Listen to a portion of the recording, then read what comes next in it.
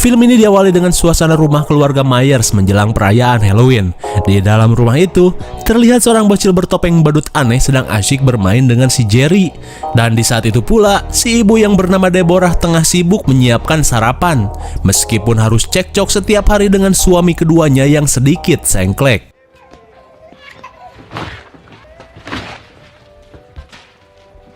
Dengan knalpot ori, anak pertama yang bernama Judith pun datang. Lantas si ibu langsung menyuruh Judith untuk makan telur dadar. "Please deh mak, bisa-bisa gue bisulan kalau tiap hari makan telur." Tapi keadaan mereka yang elit alias ekonomi sulit, si ibu pun meminta Judith untuk bersyukur dengan apa yang ada. Kemudian si ibu pun menyuruh Judith memanggil si adik untuk ikut sarapan. Don't you give me that book! Dan betapa kesalnya Deborah saat ia melihat suaminya Julametan melihat knalpot ori milik anaknya. Kembali pada Judith, ia pun langsung memanggil adiknya yang selalu berada di dalam kamar. Terlihat si bocil Michael sedang sibuk membersihkan pisau yang berlumuran darah. Setibanya di ruang makan, Michael terlihat sangat menyayangi adiknya yang masih orok. Namun, mental Michael semakin diuji saat si ayah dan Judith terus membuli perilakunya yang terbilang aneh. Di sekolah, Michael pun tak luput dari bulian teman-temannya, di mana Steve menghina kakaknya yang pernah kepergok adu gabrut di dalam WC. Tak cuman itu, Steve pun menunjukkan sebuah poster ibu Michael yang seorang penari tiang jemuran dari bungkus gorengan.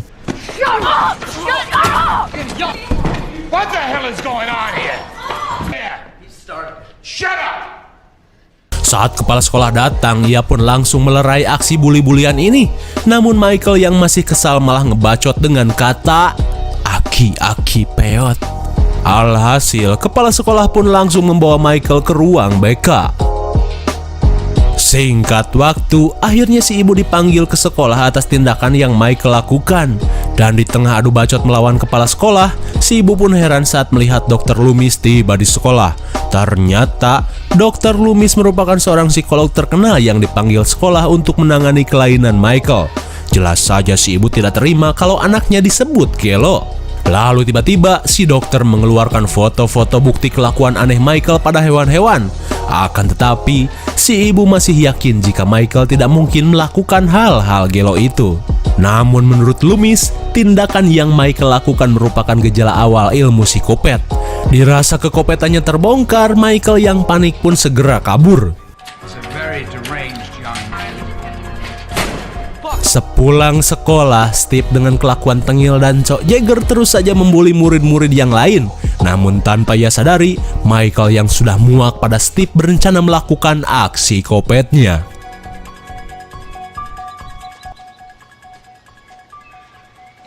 Dan naasnya, Steve mengambil jalan ruyuk untuk sekedar memulung kemiri buat diadu.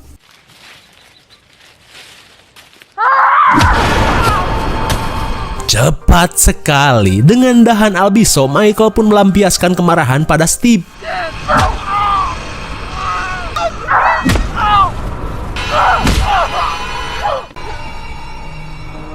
Betapa kagetnya Steve saat mengetahui orang bertopeng ini adalah Michael. Dalam rasa ngilu di sekujur tubuh, Steve yang ripuh memohon agar Michael mengampuninya. Tapi jelas saja, kalian sudah tahu jawabannya.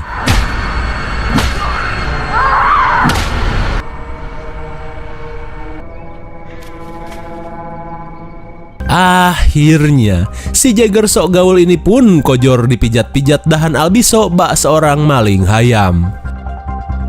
Di malam harinya, Michael terlihat sedang menunggu Judith untuk menemaninya merayakan malam Halloween. Dan gobloynya, si bapak Tere ini terus saja menggoda Michael dengan sebutan anak aneh. Hingga tak lama kemudian, si ibu pun berpamitan pada Michael karena ia harus pergi dinas ngebondon di klub saingan Mang Ojon. Dan meminta Michael Halloweenan bersama kakaknya saja. Namun saat ibunya pergi, kedatangan si gondrong langsung mengacaukan segalanya. Dan Judith pun langsung berpaling pada si gondrong yang akan memainkan aksi gulat kasur di kamar.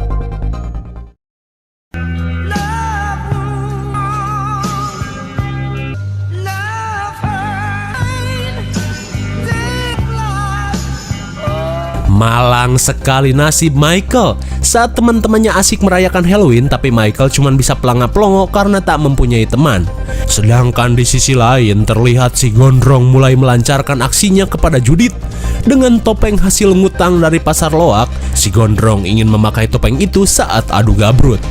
Oh, jadi ini sejarah topeng legend Michael di masa depan. Singkat waktu, Michael yang bete pun akhirnya kembali ke rumah dan memakan permen-permen yang ia bawa sendirian. Lalu tiba-tiba Michael mendapat sebuah hasrat dari dalam kesendiriannya.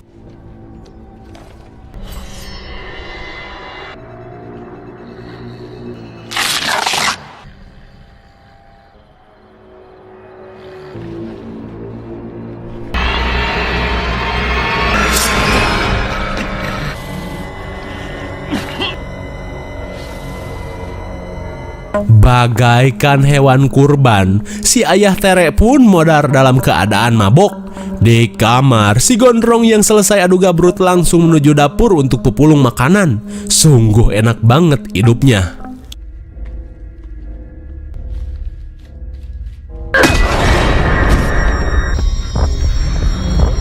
Jelas saja, saat si Gondrong belum pulih dari lemasnya adu gabrut, ia pun langsung kejang-kejang digablok pemukul baseball.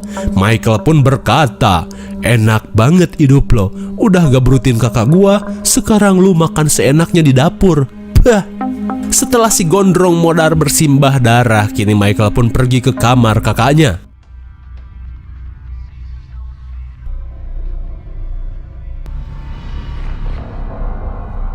Oh, ternyata topeng legend menyeramkan Michael sebenarnya diperuntukkan untuk aksi gabrutan.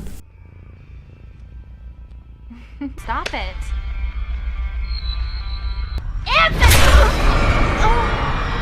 Tanpa diduga, Judith pun harus mendapat mules ekstrim dari adiknya sendiri.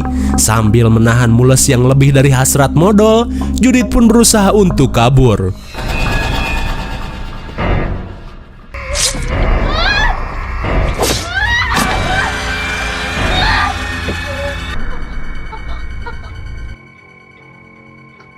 Akhirnya, karir si calon Bondon pun berakhir setelah diakupuntur pisau dapur. Setelah melakukan aksi kopetnya, Michael bocil pun menghampiri adik kesayangannya. Hingga saat ibunya pulang, Michael pun terlihat sedang mengasuh adik kesayangannya. Jelas saja si ibu pun heran dengan keadaan Michael yang bersimbah darah.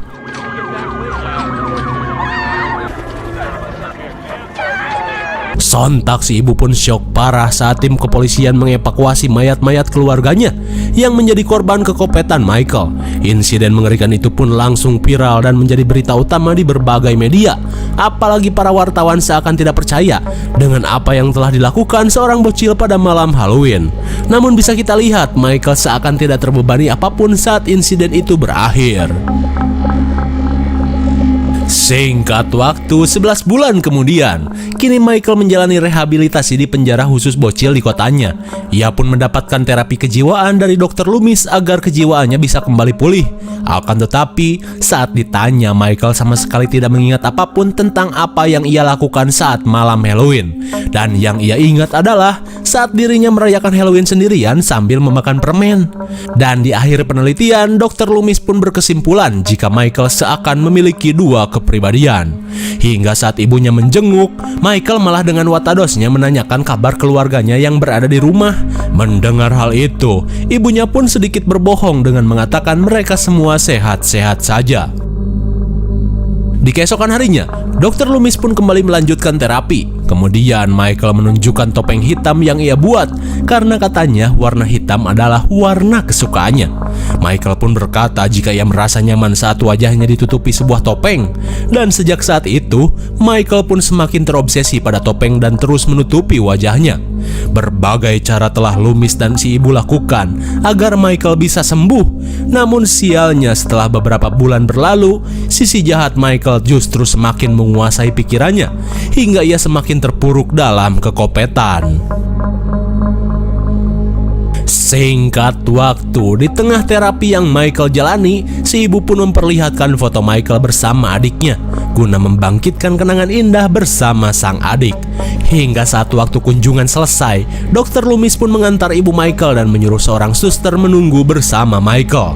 Akan tetapi, si suster yang songong tiba-tiba mengambil foto tersebut dan malah menghina-hina Michael. Jelas saja hinaan itu membuat Michael panas dada. Di saat itu pula, Dr. Loomis dan si ibu pun panik saat melihat beberapa petugas pergi ke ruangan Michael.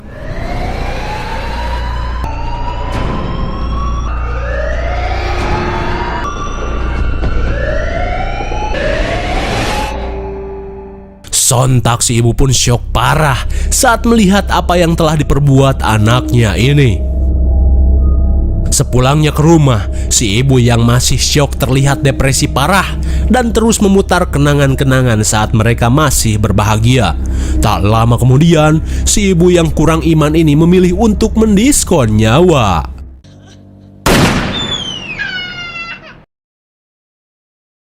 Singkat waktu, 15 tahun kemudian, kali ini seorang petugas senior bernama Cruz memberi arahan pada petugas magang bernama si Bewok untuk memperlakukan Michael dengan baik.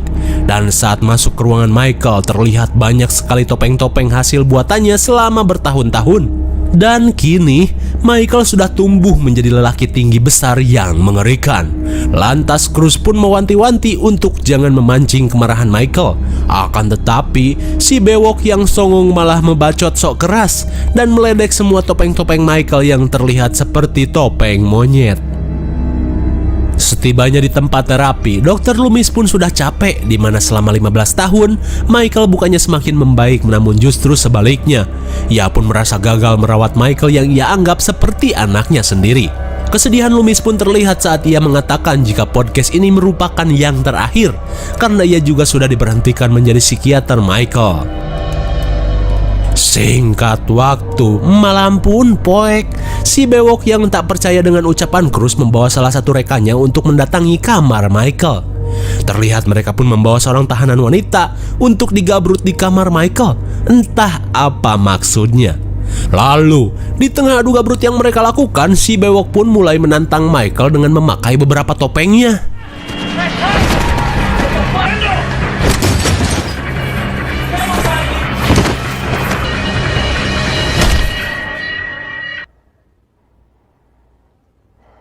Modos ya. Setelah pakojot celana, akhirnya si Bewok dan rekannya pun modar di tangan Michael. Dan parahnya lagi, tindakan goblok itu membuat Michael kabur dari dalam selnya. Saat malam semakin larut, Cruz yang masuk kerja terlihat heran saat suasana penjara yang terlihat sepi. Namun tanpa ia sadari, teror mengerikan telah terjadi di tempat tersebut.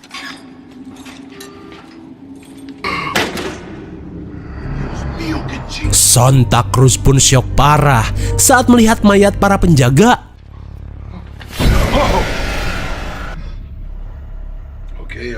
Cruz pun kaget saat ia melihat Michael terbebas. Sambil menahan rasa takut, Cruz berusaha untuk memborgol Michael dengan cara yang halus.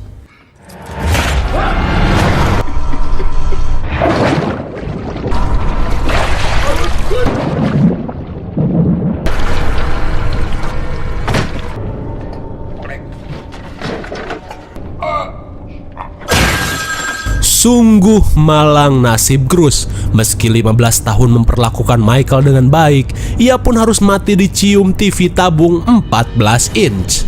Singkat waktu, Loomis yang sedang tidur dihubungi pihak penjara tentang kaburnya Michael. Mendengar hal itu, sontak membuat Loomis kaget. Kemudian, scene beralih ke tempat penyucian mobil, di mana kali ini terlihat seorang pria berambut kribo baru saja tiba untuk melondri truk miliknya. Lalu, si kribo ini pergi ke WC sambil terlihat kagum dengan jenggot Wolverine yang ia miliki. Dan setelah lama menahan rasa mules, ia pun akhirnya setor di kloset.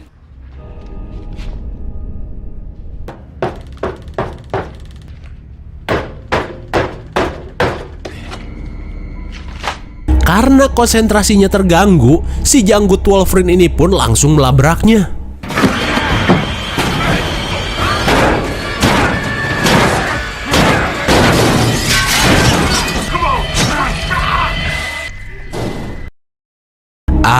Akhirnya, setelah merobohkan WC umum, si Kribo pun modar akibat merasakan mules yang lebih dari biasanya. Tak cuman itu, Michael pun membegal baju PKL STM si Kribo dan langsung pergi. Singkat cerita, sebelum malam Halloween tiba, terlihat seorang gadis cantik bernama Laurie akan berangkat sekolah. Namun sebelum pergi, ia pun disuruh si ayah untuk mengantarkan surat ke bekas rumah keluarga Mayer. Dan di saat itu pula, Michael baru saja sampai ke rumah lamanya yang sudah tak terurus.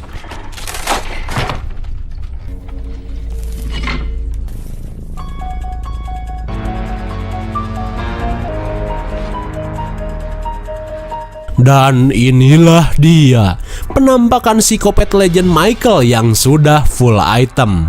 Sementara itu, Laurie yang ditemani seorang bocil baru saja tiba di depan rumah keluarga Myers untuk memasukkan surat.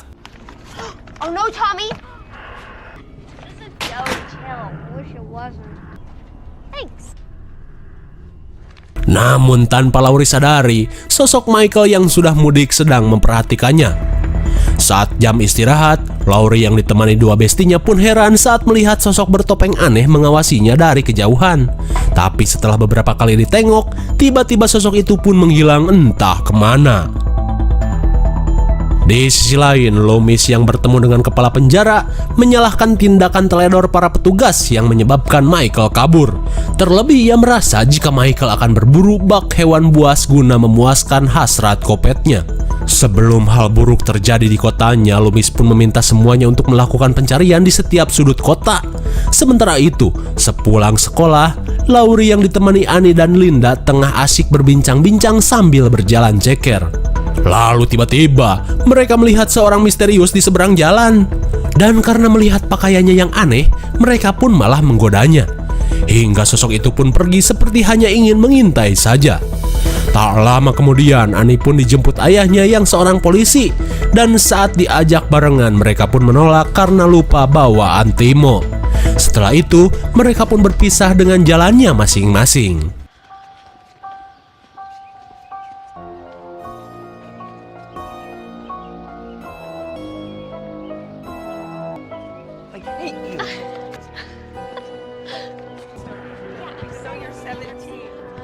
Namun tanpa Laurie sadari, psikopat Michael terus mengikutinya sampai ke rumah. Singkat waktu, malam Halloween pun tiba.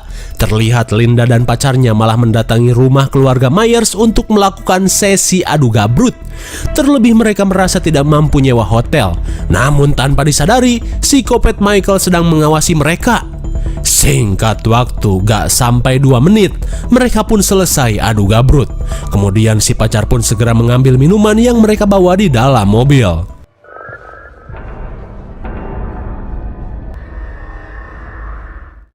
Sekembalinya dari mobil, si pacar pun menutupi tubuhnya dengan taplak meja untuk menakut-nakuti Linda. Tapi tiba-tiba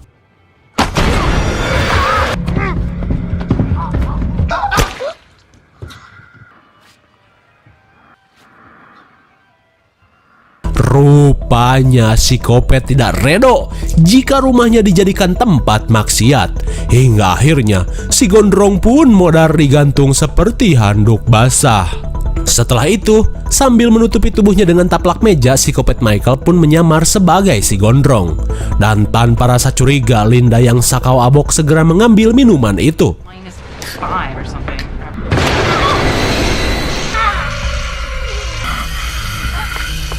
Bagaikan nyekek ayam, psikopat pun mampu menghabisi si Bondon dengan hanya sebelah tangan. Dan hingga pada akhirnya, pasangan gabruters ini pun modar dalam keadaan penuh dengan dosa. Di sisi lain, Dr. Loomis mendatangi Ojon's Door and Die untuk menyiapkan amunisi sebelum adu mekanik dengan psikopat Michael. Di waktu yang sama, Laurie sedang merayakan Halloween dan mengobrol santuy dengan kedua orang tuanya. Sesaat kemudian, Laurie pun dijemput Annie dan pergi dengan urusan anak muda. Lalu sesaat setelah Laurie pergi,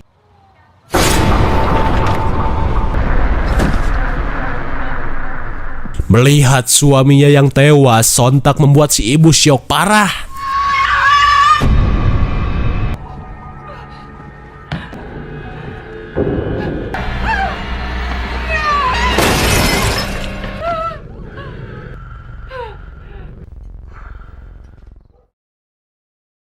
Di sisi lain, ternyata Laurie bekerja sambilan mengasuh seorang bocil. Kemudian, ia dihubungi Annie yang berniat menitipkan adiknya. Terlebih ia dan pacarnya berniat untuk mojok di rumah. Namun tanpa Annie sadari, psikopat Michael terus mengawasinya dari jendela. Dan kali ini, psikopat Michael berhasil masuk ke dalam rumah. Tapi anehnya ia malah ikutan nobar bersama adiknya Annie. Sesaat kemudian, Annie pun langsung mengajak adiknya pergi untuk dititip kepada Laurie. Give me something good to eat. If you leave, you think I'm not going to help. Sesampainya di rumah si bocil, ia pun langsung menitipkan adiknya kepada Laurie. Dan setelah sedikit basa-basi, Annie pun segera pergi saat mendengar jemputan pacarnya. Terlihat psikopat Michael pun terus mengintai Annie dan seolah sudah menandainya. Di sisi lain, saat Loomis berada di polsek, ia pun terus meyakinkan Brackett untuk menindak laporannya. Apalagi ia merasa jika Michael sedang berusaha mencari adik bungsunya. Mendengar hal itu, Brackett segera menghubungi orang tua angkat Laurie untuk memastikan keadaan mereka. Oh, rupanya Laurie adalah adik Michael yang telah diadopsi setelah ibunya meninggal. Ya, padahal udah tahu juga sih. Karena tak kunjung mendapat jawaban, Brackett yang panik mengajak Loomis untuk OTW. Di sisi lain, saat Annie dan pacarnya sedang adu gabrut, dengan langkah ninja psikopat Michael dengan mudah masuk tanpa terdeteksi.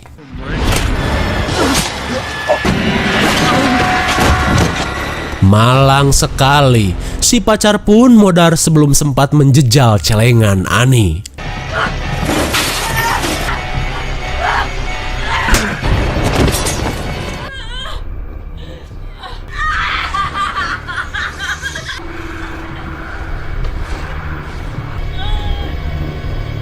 Bagaikan pel silikon, psikopat pun menggusur Annie di lantai sampai berbunyi cit-citan.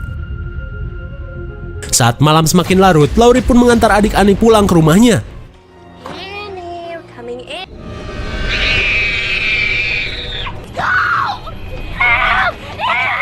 Betapa kagetnya mereka saat melihat kengerian yang terjadi di rumah Annie. Dan saat Laurie menelpon bantuan, tiba-tiba psikopat Michael masih nyantui berada di tempat itu dan mempermainkan korbannya. Di saat itu pula, Loomis dan Brackett mendapat laporan kekejaman di rumah Brackett sendiri.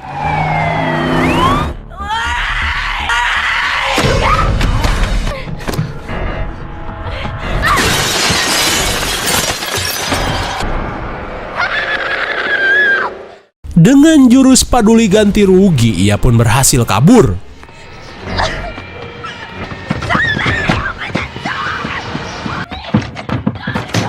Going on? Right here.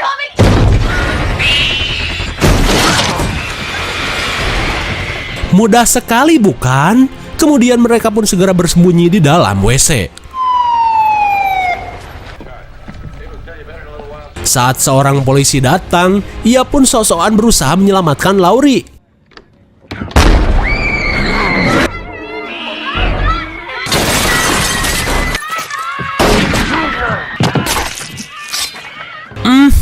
Tembakan seperti itu pun hanya terasa gigitan nyamuk bagi psikopat. Dan akhirnya dua anggota itu pun modar sebelum naik pangkat.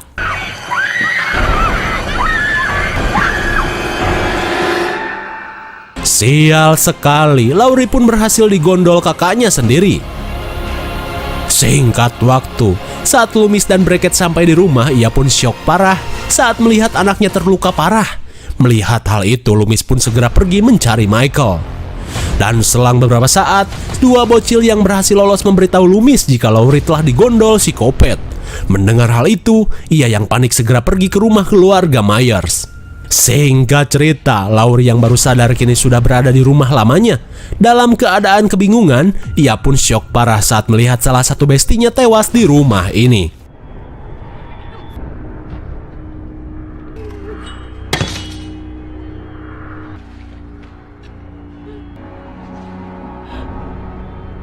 Ternyata Michael seolah ingin mengatakan jika dirinya adalah kakak Laurie.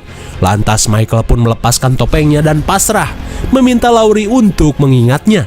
Namun sialnya Laurie tidak mengerti dengan sikap Michael. Psikopat pun terlihat pasrah tanpa perlawanan. Kemudian Laurie pun berusaha keluar dengan membongkar pintu.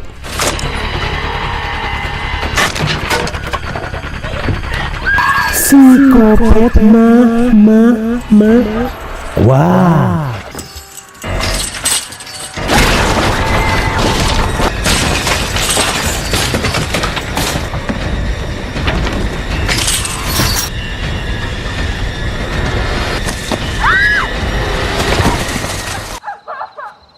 Meski berhasil lolos, tapi sialnya Laurie malah mubui ke dalam kolam kering.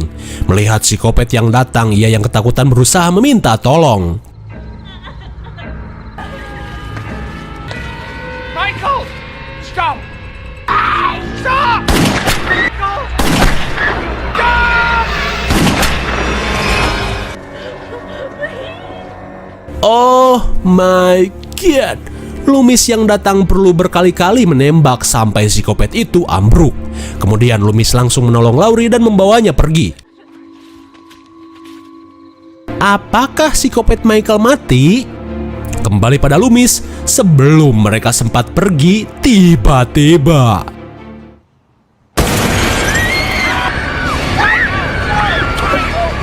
oh, jelas saja, psikopat mah kuat. Kemudian Loomis pun segera meminta Michael untuk melepaskan Laurie.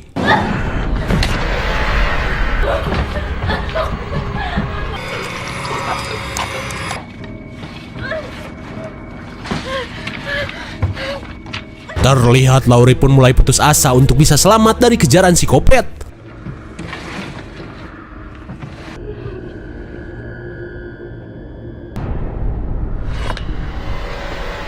Kepanikan Laurie pun semakin menjadi saat melihat psikopat Michael sedang mencarinya.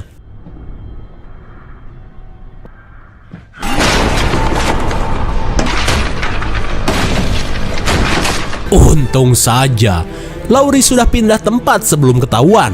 Di tengah kepanikan, ia pun mengambil pistol Loomis yang tergeletak.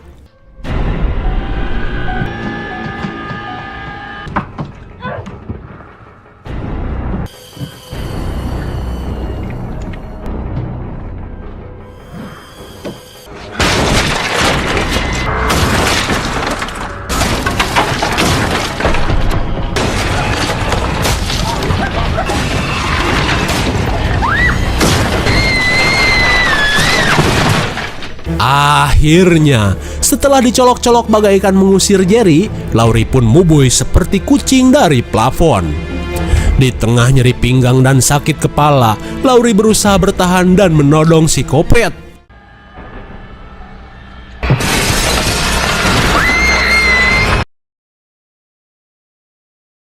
Singkat waktu, dalam puyeng dan nyeri di sekujur tubuh, Laurie pun berusaha mengakhiri teror psikopat yang masih tak sadarkan diri.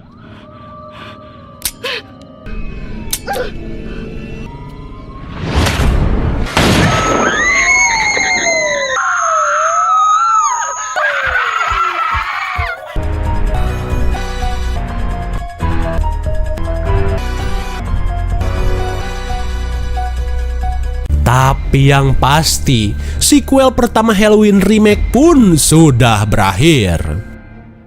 Bagaimana? Mengerikan sekali bukan? Kehilangan sosok ayah di usia anak-anak.